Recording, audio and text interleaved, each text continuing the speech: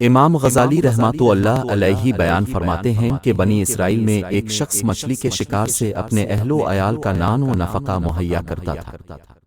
اتفاقاً ایک دن اس کے جال میں ایک بڑی مچھلی پھنس گئی، جس سے وہ بہت خوش ہوا کہ بازار سے اس کے اچھے دام مل جائیں گے اور 6 روز کے لیے بچوں کا نان و نفقہ دستیاب ہو جائے گا۔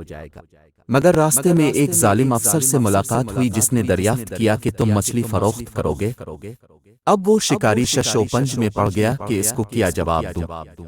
اگر میں کہتا ہوں کہ فروخت نہیں کرتا تو یہ میری بے عزتی کرے گا، اور اگر میں فروخت کرنے کی خواہش ظاہر کرتا ہوں تو پھر یہ مجھے آدھے دام دے کر مچھلی لے لے گا۔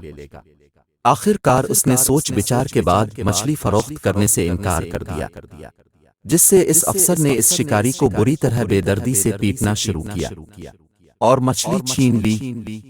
اس شکاری نے بارگاہ الہی میں فریاد پیش کی کہ الہی اپنے مجھے ناتواں اور نادار پیدا کیا ہے اور اس کو طاقتور۔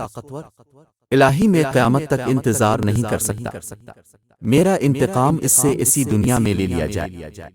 خدا کی شان، جب وہ غاضب مچھلی لے کر گھر پہنچا تو گھر والوں نے اس کو بھون کر تیار کیا۔ جب اس غاضب نے کھانے کے لیے مچھلی کی طرف ہاتھ بڑھایا تو اس مچھلی نے منہ کھول کر اس کی انگلی کو ایسا سخت کاٹا کہ وہ درد کی وجہ سے بے قرار ہو گیا۔ آخر کار وہ طبیب کے پاس حاضر ہوا اور اپنی تکلیف بیان کی۔ طبیب نے معائنہ کرنے کے بعد مشورہ دیا کہ اس انگلی کو کٹوا دیا جائے، ورنہ یہ درد ہاتھ کی طرف منتقل ہو جائے گا۔ چنانچہ انگلی کے کٹوانے کے بعد بھی افاقہ نہ ہوا، بلکہ درد بڑھتا گیا۔ آخر اس کو ہاتھ بھی کٹوانا پڑا، مگر درد بڑھتا گیا۔ اس پریشانی اور بے قراری کے عالم میں وہ شہر سے باہر نکل گیا اور خداوند تعالی کی جناب میں رو رو کر ازالہ مرض کی دعائیں مانگنے لگا۔ حاطف غیبی نے کہا تو کس کس اندام کو کٹواتا رہے گا؟ اس مظلوم شکاری کو راضی کر جس سے تو نے مار پیٹ کے بعد مچھلی زبردستی چھینی تھی۔ اب اس کی آنکھیں کھلیں اور شکاری کی تلاش میں نکل پڑا۔ چنانچہ ملاقات کے وقت اس کے قدموں پر گر کر معافی مانگنے لگا اور ساتھ ہی کچھ مالی نذرانہ بھی پیش کیا۔ بڑی منت و سماجت کے بعد جب وہ شکاری راضی ہوا تو فوراً درد غائب ہو گیا۔